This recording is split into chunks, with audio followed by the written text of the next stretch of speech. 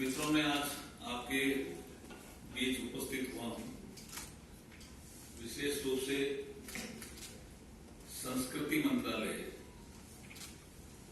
ने 9 साल में जो काम किया है उसके बारे में ज्यादा फोकस रहेगा। बाकी आपके लास्ट में क्वेश्चन होंगे। देखिए, हम इन 9 साल के पीरियड को सांस्कृतिक पुनरुत्थान का कालखंड भी कह सकते हैं। ये ऐसा कालखंड है जिसमें अनसंग हीरोज की पहचान की गई। वो ऐसे अनसंग हीरोज हैं जिनको इतिहास में महत्व मिलना चाहिए, जिनका नाम इतिहास के पन्नों में दर्ज होना चाहिए। लेकिन आजादी के बाद की जो सरकारें रही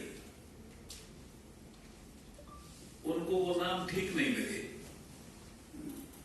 तो उनका महत्व कम मिला। जिस महत्व के वो हकदार थे इतना महत्व नहीं मिला। मैं 2 बड़े नाम तो उस जमाने के ले सकता हूं। एक है सरदार वल्लभ भाई पटेल।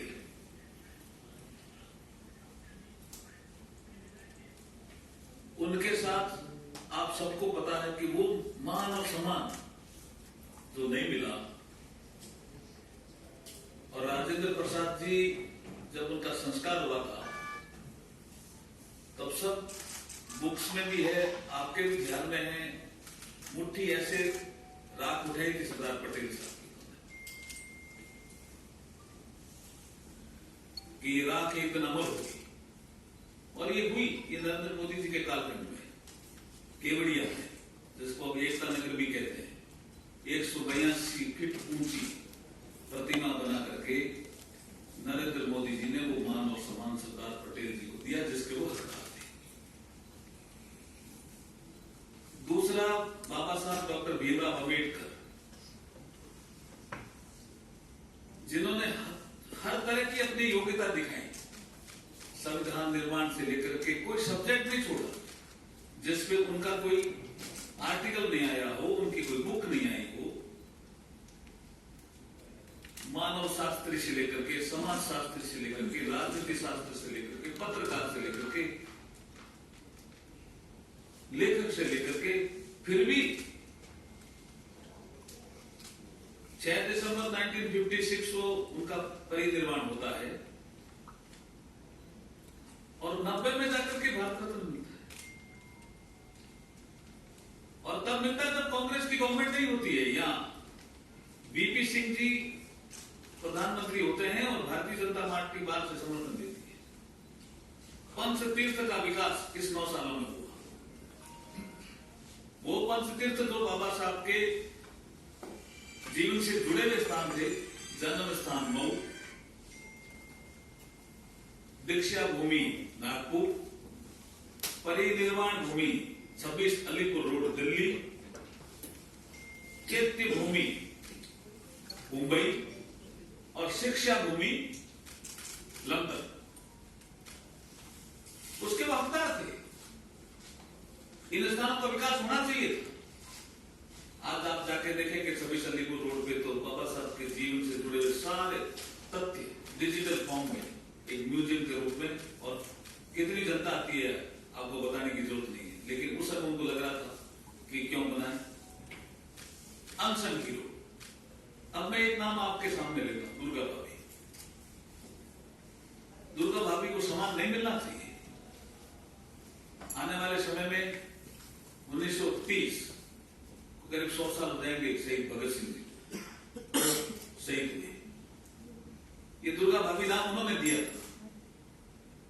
और ये क्या महिला का चरित्र है। उनके पिताजी जुडिशरी में काम करते थे और उन्होंने कहा कि मैं रिटायर हुआ हूं तो मैं कुछ पैसे देता हूं मकान बनाने का। और वो मकान नहीं बनाती है।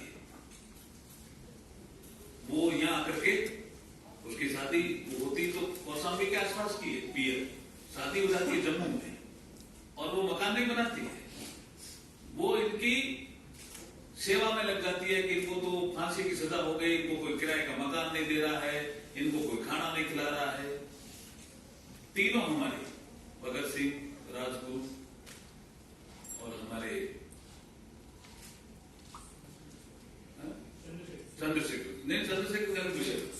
सुखदेव चंद्रशेखर जी को तो बंदूक लेके दी दुर्गा भाभी ने, ये आपकी जानकारी के लिए दे रहा हूं। देखिए इतना बड़ा काम करने के बाद पिताजी पूछते हैं कि तुमने मकान बना लिया, कि मैं उस मकान की नींव रख रही हूं, तो भारत जब आजाद होगा तो बहुत बड़ा मेरा मकान बन जाएगा। भगत सिंह पूछते हैं ये पैसा कहां से लाती हो? बोला मेरे पिताजी ने दिया मकान का, तो मकान क्यों नहीं बना रही? बोला बना रही हूं ना। ये सारे नए कपड़े, भगत सिंह जी कहते थे मुझे तो फांसी होने वाली है, राजगुरु भी ये कहते थे, सुखदेव भी ये कहते थे फांसी होने वाली है, कपड़े नए क्यों ला रहे हो? लेकिन इतिहास के पन्नों पर नाम नहीं है थी दुर्गा भाभी का, अनशन हीरो रह गई वो। सारा पिताजी ने जो पैसा दिया इन क्रांतिकारी जो अंग्रेजों से लड़ रहे थे देश की आजादी के लिए, उनकी सेवा में लगा दिया, खाने में, कपड़े में, किराए में, सब। क्या उनका नई पीढ़ी जाने नहीं कि क्या थी दुर्गा भाभी?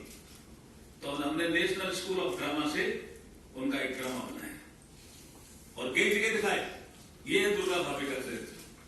वो नई पीढ़ी ने देख करके कईयों के आंसू आ गए जब हमने देखा कि इस तरह के लोग इतने भावुक हुए कि हमें तो पता ही नहीं था दुर्गा भाभी का नाम। ये नरेंद्र मोदी के लिए आके दुर्गा भाभी का चरित्र जनता के सामने दिया। ये विशेष कालखंड है। हम देखिए हर घर तिरंगा ये जनता ने उठाया, लेकिन ये संस्कृति मंत्रालय उसका नोडल मिनिस्ट्री था। किसी ने कहा कि झंडे कहां से मिलेंगे, किसी ने कहा कि कोई लगाएगा कि नहीं लगाएगा। आपने देखा होगा, मैं अभी देखता हूं गांव में जाता हूं तो झोंपड़े में हाथ भी लगे हुए झंडे। जनता ने किस तरह से लिया हर घर तिरंगा अभियान को। और जितने भी हमारे एएसआई के जो मॉन्यूमेंट्स थे, सब जगह इसकी शुरुआत की। नहीं तो मॉन्यूमेंट्स भी कई बार पता नहीं कौन सा मॉन्यूमेंट्स है, कितना महत्व का है, जनता को जानने को मिला कि ये मॉन्यूमेंट्स इतना इंपॉर्टेंट है, इसकी ये महत्वता है, कुंभलगढ़ क्यों फेमस है। ये सब चीजें जो सांस्कृतिक पुनरुत्थान से जुड़ी हुई थी, ये इसी काल